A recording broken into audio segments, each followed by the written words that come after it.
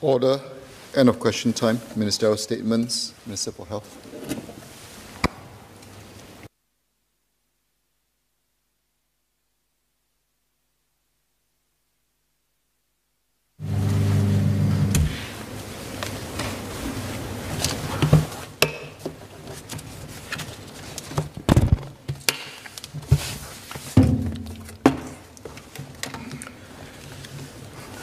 Mr. Speaker, sir, thank you for allowing me to update members on the COVID-19 situation. Minister Lawrence Wong and I will address oral questions 1 to 19 and written questions 19 to 23 from yesterday's order paper, questions 1 and 2 from today's order paper, as well as the question filed by Mr. Seah Kian Peng for a future sitting. Sir, it has been 16 months since our fight against COVID-19 started. I last updated the House in January this year when we rolled out the national vaccination program. To date, we have confirmed a total of 61,378 cases of COVID-19 infections, and 31 of them had passed on. The COVID situation remains fluid. Globally, we are seeing surges in daily new cases in several countries. Locally, after half a year of low community cases, we have seen several clusters of infections over the last 2 weeks. A cluster involving an ICA officer and his family members, one at Tan Tock Seng Hospital, another at Tuas South Community Care Facility, a cluster at Pasir Panjang Terminal, and most recently, a cluster at our airport terminals. We have also detected several unlinked cases, 10 in the last week. This suggests that there are unknown cases in our community that caused these infections, which is a cause for concern. Because for each unlinked case, there is an unknown source. And that's why it is called unlinked. For as long as we cannot identify the source, there is a risk that they may be spreading the infection. New COVID-19 variants have also emerged that challenge our knowledge on the virulence and transmissibility of COVID-19. To date, we have detected 10 different COVID-19 variants among local and import cases. A detailed breakdown was shared in MOH's press release on 4th of May.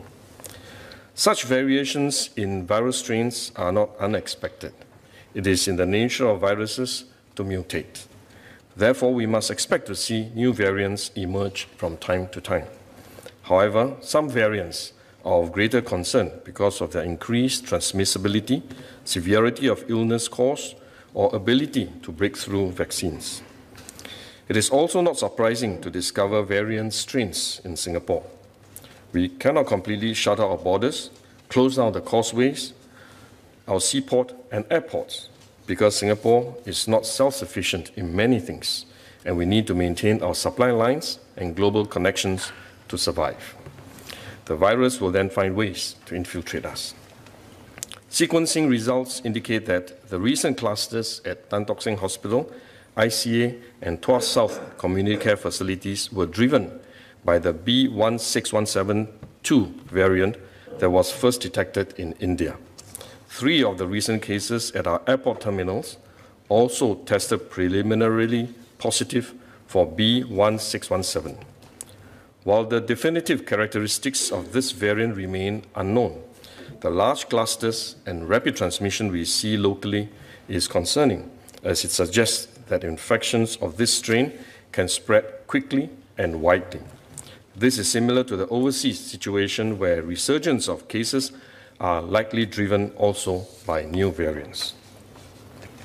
The emergence of several clusters, new variants, as well as rising number of unlinked cases means the risk of community transmission has gone up.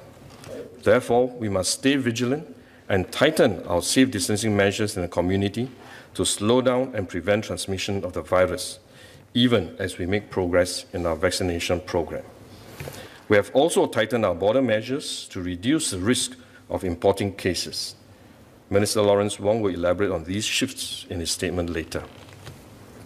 Let me give a quick update on the cluster at Tan Tock Seng Hospital. The first case of the Tan Tock Seng Hospital cluster was confirmed on 28th of April. It was a staff nurse who developed an ARI symptoms that day. She dutifully reported her symptoms, and she was immediately tested, and despite the fact that she had completed her vaccination earlier in the year, she was confirmed to be COVID positive. I should point out that this does not mean that she is the first infected case and had brought COVID-19 into the wards. Investigation is still ongoing. But her responsible act enabled us to pick up the cluster at Tan Tock Seng Hospital. Our immediate priority in such situations has been to contain and isolate the infections so that they do not spread to the larger community. Hence, we immediately threw a containment ring around this first detected case, quarantining close contacts and testing everyone who could have been in contact with the individual. This included all staff and patients of the affected Ward 9D. By the next day, on 29th April, we had identified 3 staff and 6 patients of Ward 9D who were infected. One of these patients had started to display COVID-type pneumonia symptoms at this time too. As he had entered Ward 9D earlier, on 20th April, testing and quarantine was hence further extended to all staff who worked in Ward 9D from 20th April, as well as discharged and current inpatient and visitors to Ward 9D from 20th April. Testing was also expanded to include all inpatients and all staff working in the main ward block. After this first round of testing was completed, all other Tan Tock Seng staff were also screened. For additional precaution, patients and staff from the main ward block were also retested a second time. We then threw a larger ring around Tan Tock Seng Hospital, inviting discharged patients and visitors who were in the hospital during the affected period to also be tested. They are not close contacts and hence have a lower risk of infection, but we offer to test them for abundance of caution and to give them peace of mind. For every case detected, a large ring was drawn around them for testing and isolation, and we locked down all wards that had exposure to the infectious cases. In total, as of 10th of May 2021, close to 2,500 individuals have been quarantined.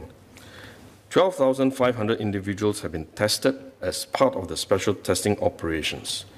This is in addition to 12,000 staff, 1,000 patients, as well as those who have been quarantined.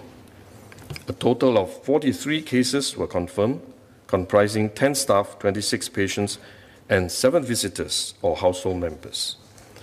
We will continue to monitor these individuals who have been exposed and retest them when necessary, as some of them may be incubating the infection. Of the 43 COVID-19 cases in the Tan Tock Seng cluster, 7 staff and 2 patients had received full doses of the COVID-19 vaccine. They were all either asymptomatic or only exhibited mild symptoms, and none of them required oxygen support. Of the 34 individuals who were not fully vaccinated, 6 required oxygen, 2 are in intensive care, and 1 had sadly passed away from COVID-19 complications. While the numbers are too small to draw firm conclusions, the findings do indicate that vaccination provides critical protection even against COVID-19 variants. We know that while vaccination does not eliminate the risk of infection totally, it does provide significant protection against infections and help to reduce the severity of the disease. It is also likely to reduce onward transmission. I therefore urge everyone to get vaccinated when it is offered to you and continue to comply with safe management measures even if you have been vaccinated. This will help to keep all of us safe. Tan Tock Seng Hospital has implemented a series of measures to prevent further spread within the hospital. Besides locking down the affected wards, Tan Tock Seng Hospital has also stopped all new admissions to the hospital, restricted visitors, and reinforced infection control, hand hygiene, and PPE compliance for all staff. Even while we were dealing with the cluster, work was also ongoing to understand the source and cause of the infection. Investigation is still ongoing and more will be shared when it is ready. We have also learned several important lessons. This particular B16172 strain appears very infectious and there will be other variants just like this. Without vaccination, the infection among healthcare workers would have been much worse. While vaccine breakthroughs are possible, vaccines can help to prevent severe illnesses. Vaccines can also reduce the risk of further transmission, although the extent of which this is true is still being investigated. It is clear that vaccination is most effective when it is part of a whole suite of precautionary measures, such as mask wearing, safe distancing, accurate testing, thorough contact tracing, and timely isolation. I will talk more about vaccines later. Since the Tan Tock Seng Hospital cluster happened, there has been reports of healthcare workers there being shunned in public or refused services. I know this comes from a small minority of Singaporeans. The great majority is thankful for the sacrifices and contributions of our healthcare workers, including those from Tan Tock Seng Hospital. We know you have been working tirelessly in difficult and uncertain conditions. Despite the stressful situation caused by the outbreak, you continue to do your best to care for our patients. I believe I speak for the great majority of Singaporeans, all of us in the Ministry of Health and everyone in this chamber, that we are all solidly behind you.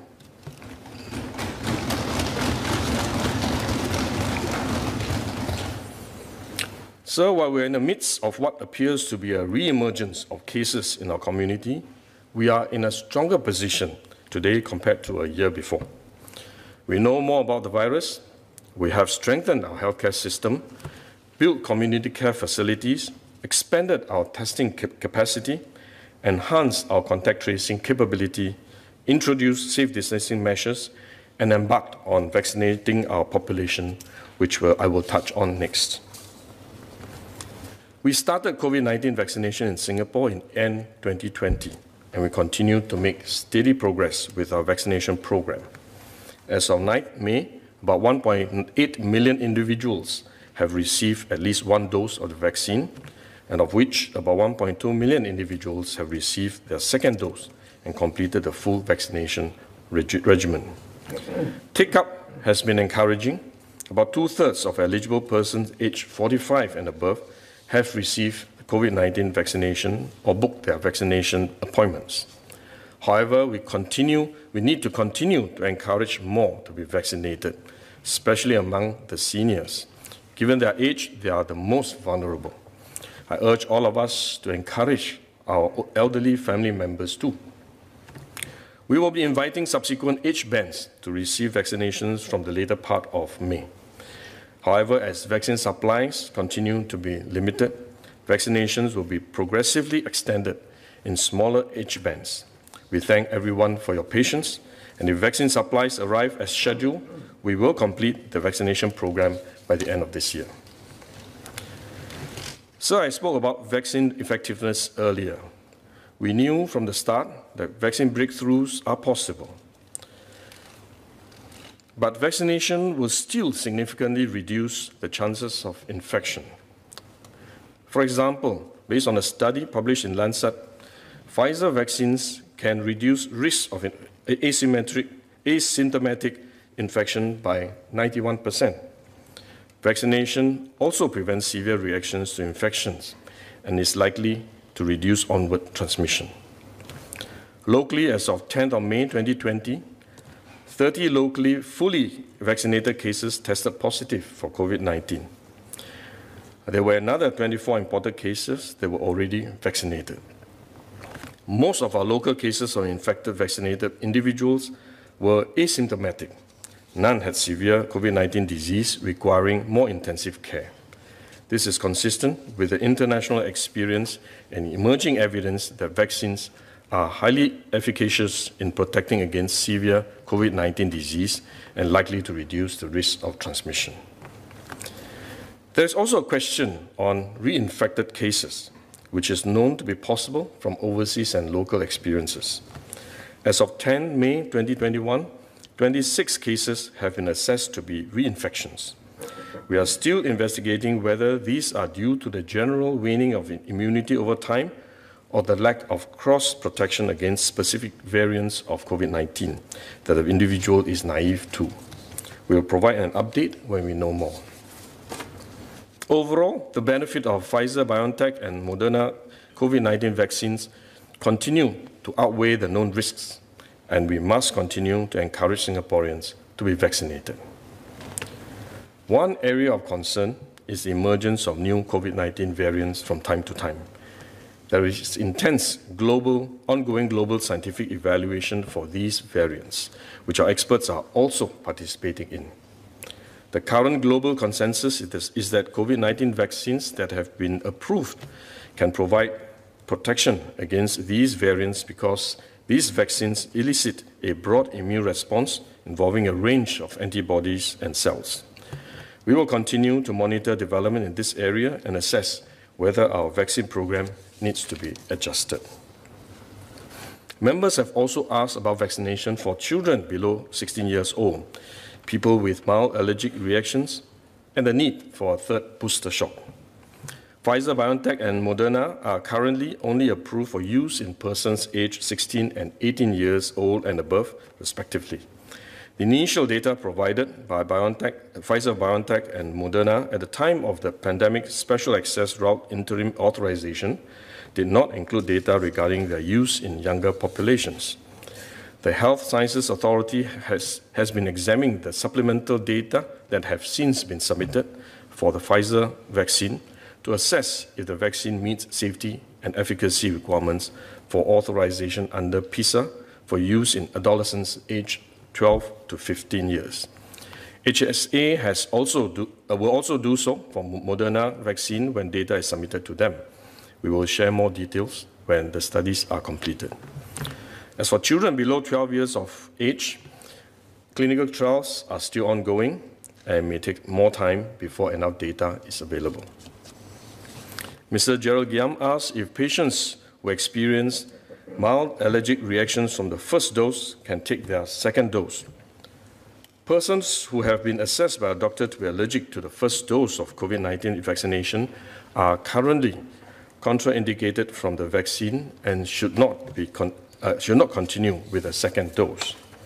We understand that individuals who cannot be vaccinated or who cannot complete the vaccination may be concerned that they are not protected from COVID-19. These people are kept in our records, and we will inform them when there is a suitable vaccine for them or when new evidence that shows that current vaccines can be administered to them are available.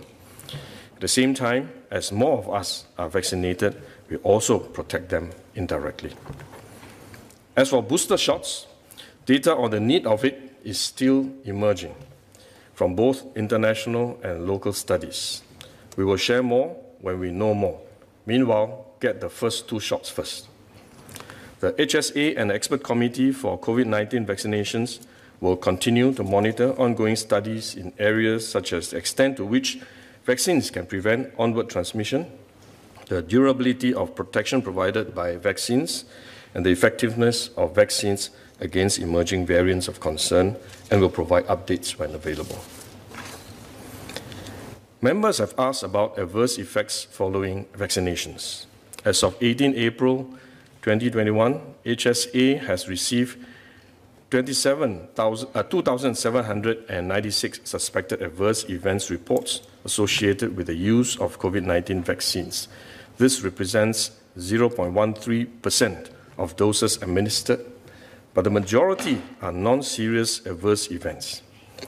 Only 0.004% of our doses administered had reported serious adverse events. In general, the observed trend of adverse events within Singapore is consistent with those reported overseas. The most commonly reported adverse events are not serious. This includes dizziness, fever, muscle ache, pain at the injection site, headache, and allergic reactions. These symptoms generally resolve within a few days. Most of the patients here have recovered or are recovering from these adverse events. We have also not seen any local cases of unusual blood clots associated with low platelets that have been reported with other vaccines used overseas. HSA has released the details of reported adverse events on 6 May 2021, which will continue to be published on a routine basis. HSA continues to actively monitor and review the safety of the COVID-19 vaccines.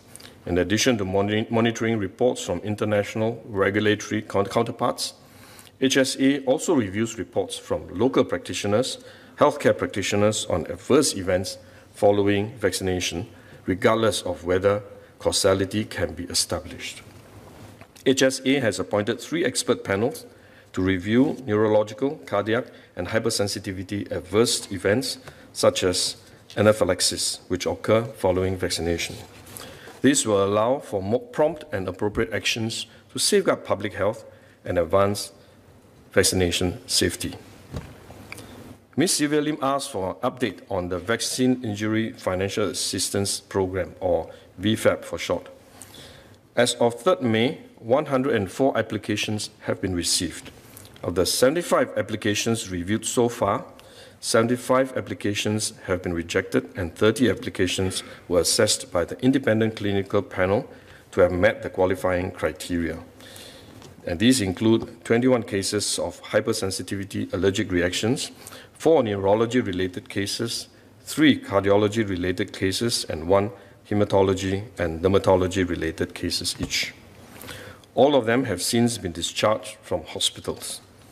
The remaining 29 applications are pending. Ms. Cheng Li Hui have asked if we will recognize overseas vaccinations that are not approved by HSA. As members are aware, Minister for Transport, Mr. Ong Ye Kung, has shared that we are in discussion with several regions on mutual recognition of vaccination certificate for purposes of travelling.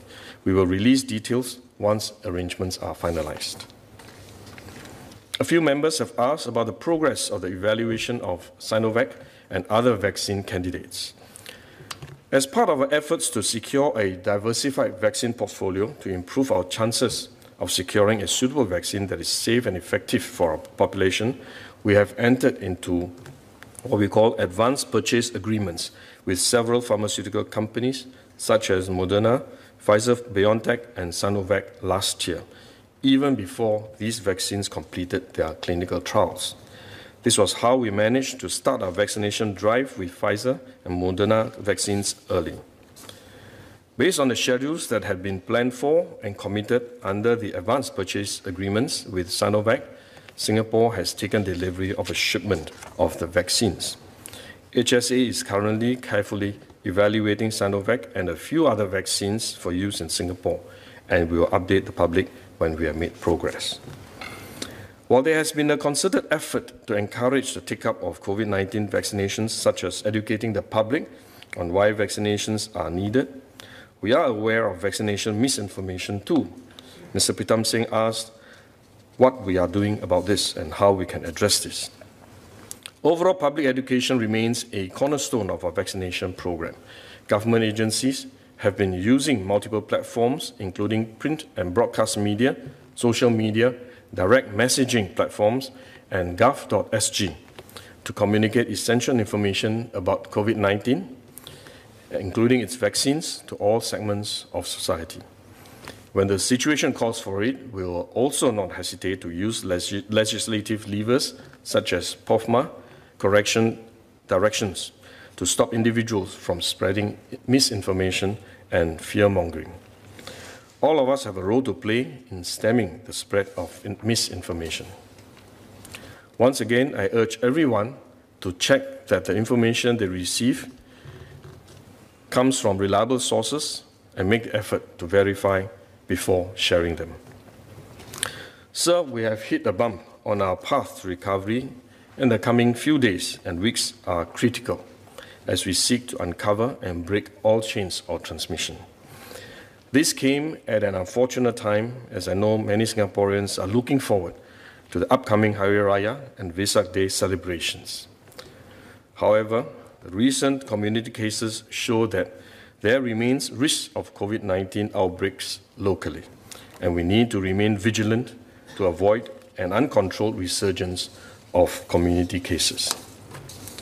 I want to thank Singaporeans for your understanding and appeal to everyone to follow the safe distancing measures to prevent further spread of COVID-19 and keep Singapore safe, even during these festive seasons. The past year has been a tumultuous year. One of the biggest challenges was striking a right balance between saving lives while preserving livelihoods. Our response has not always been perfect, but we have built many new capabilities to meet the new challenges as they emerge. We will continue to learn, improve, be nimble in our response, and adapt as the situation evolves. COVID-19 is a global crisis. Our recovery is contingent on the world's ability to contain COVID-19 pandemic. With the pandemic still raging in many parts of the world, our fight against COVID-19 will continue for a while yet. I'll be handing over the Ministry of Health to Minister Ong Ye Kung shortly, but I will continue to co-chair the Multi-Ministry Task Force together with Minister Lawrence Wong and Minister Wong Ong. I would like to take this opportunity to thank members of the task force for their support, which has allowed us to mount a whole-of-government response to the pandemic. I want to particularly thank the healthcare professionals, doctors, nurses, allied health, both in the public and private sector, for their support in our public health and medical aspects of our COVID-19 response. Finally, I want to thank all Singaporeans for support and your patience. Sometimes we had to move very quickly and adjust our measures in quick succession, which we know can be very disruptive. I'm glad that Singaporeans could come together as a nation, make personal sacrifices to adapt to the new normal. And all of us can stand shoulder to shoulder in our fight against the COVID-19 pandemic. This ability for all of us to strive together is the most critical element in our response to the COVID-19 that will make all the difference in the eventual outcome. Let's continue to work as one, and I'm sure we will emerge stronger together from this crisis. Thank you.